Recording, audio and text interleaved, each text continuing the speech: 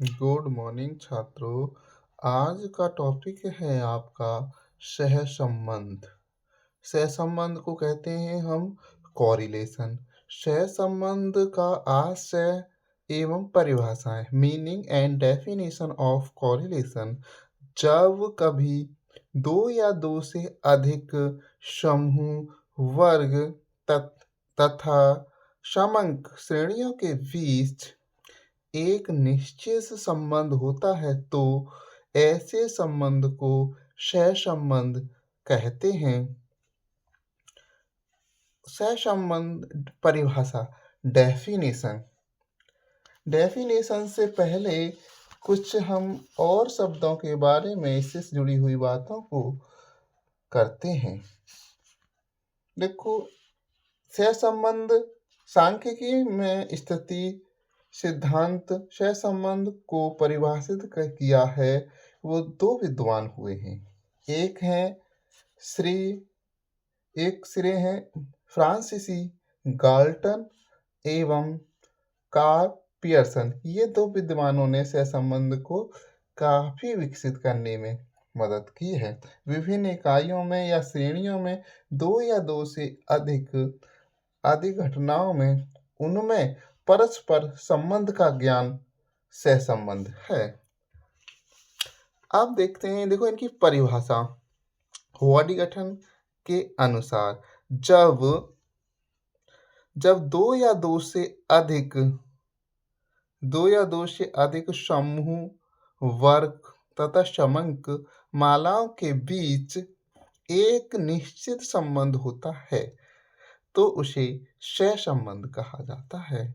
ये परिभाषा दी। दूसरी परिभाषा है एल.आर. कॉर्नर के अनुसार, जब दो या दो से अधिक परिणामित सहानुभूति में परिवर्तित होते हैं ताकि एक में होने वाले परिवर्तन के फलस्वरूप दूसरी राशि में भी परिवर्तन की तीव्रता पाई जाती है तो वे राशियां सहसंबंध कहलाती हैं।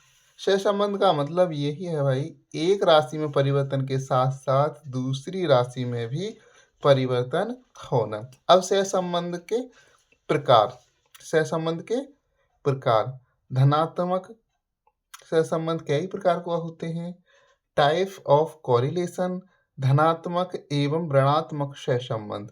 धनात्मक एवं ऋणात्मक सहसंबंध में, और दूसरा होता है आपका रेखीय तथा वक्र रेखीय, liner and non liner correlation. तीसरा होता है सरल आंशिक बहुगुणीय।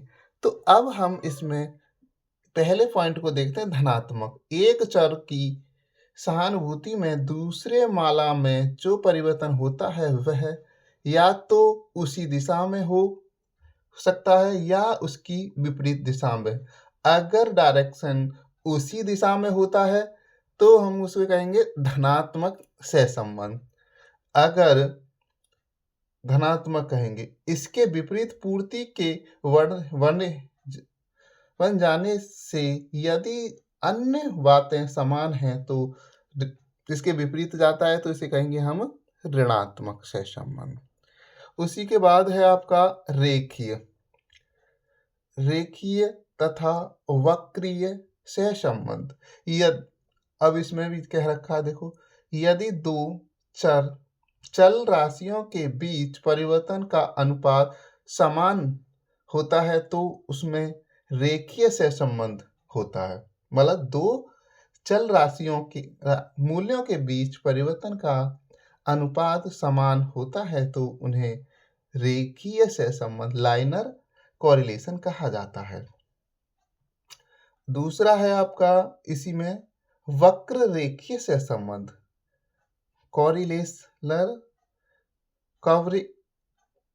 उस समय पाया जाता है जब दो चल मूल्यों के मध्य परिवर्तन का अनुपात समान नहीं होता है।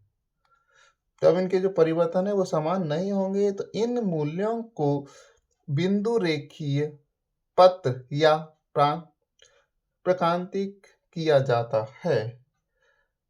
यह एक वक्र रेखा का रूप लेते हैं। उसके बाद है आपका सरल, आंशिक तथा बहुगुणी। तो अब सरल में कहेंगे, देखो सरल शब्द से ही आप महसूस कर लेंगे कि सरल का मतलब है स्वतंत्र अथवा आश्रित पदमालाओं की संख्या के आधार पर सहसंबंध सरल, आंशिक या बहुगुणी हो सकता है।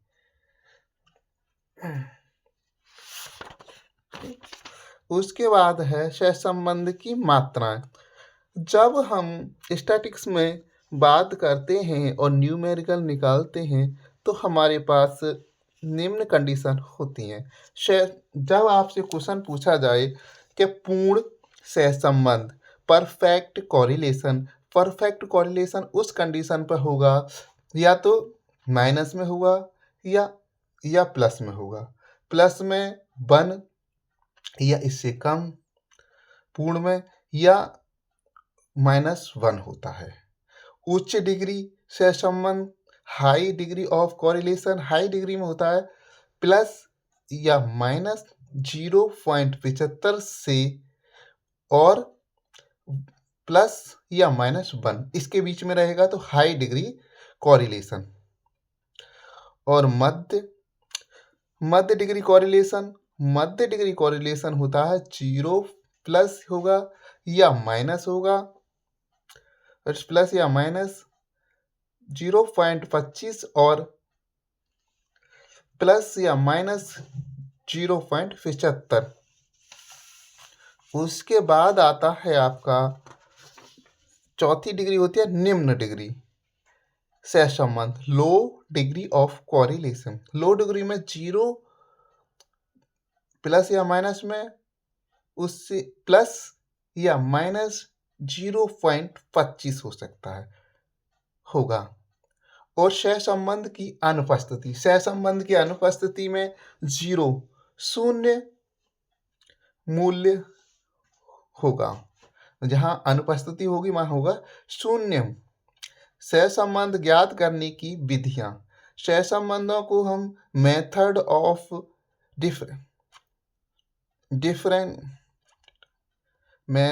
ऑफ डिटरमाइनिंग कोरिलेशन, मतलब हम किन किन विधियों से सहसंबंध को ज्ञात कर सकते हैं। तो पहली विधि है इसमें बिंदु रेखीय विधि, ग्राफिक मेथड।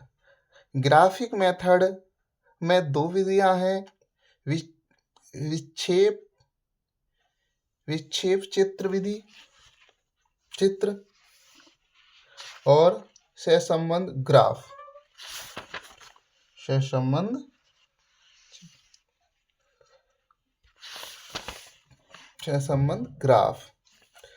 अब इसमें एक और है बीजगणितीय विधियां, एल्जेब्रिक मेथड में कार्फियर्सन का सहसंबंध गुणांक, स्पीयरमैन की कोटि अंतर सहसंबंध विधि, संगामी विचलन विधि और लघु रीति।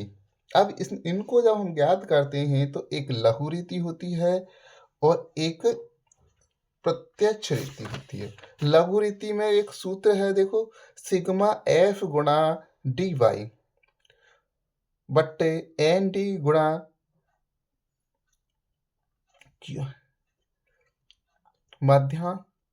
समांतर माध्य गुणा समांतर माध्य x गुणा समांतर माध्य y। सहसंबंध को हम काफी जगह प्रयोग कर सकते हैं, इसलिए सहसंबंध का होना अति आवश्यक है। सांख्यिकी के ज्ञान में कोरिलेशन का होना अति आवश्यक है। इसके माध्यम से हम काफी तरह की समस्याओं का समाधान करते हैं। ये टॉपिक आपको यूनिट नंबर में दिया गया है, आपके सिलेबस में है, सिर्फ़ इसमें जनरल टॉपिक कह सकते हैं, इसमें कोई गहराई वाली टॉपिक नहीं है, मतलब बेसिक वाली बातें हैं इसमें। इसलिए आप इसे ध्यान से पढ़ें, इससे जुड़े हुए टॉपिकों को आप देखें और समझें। Good morning, bye.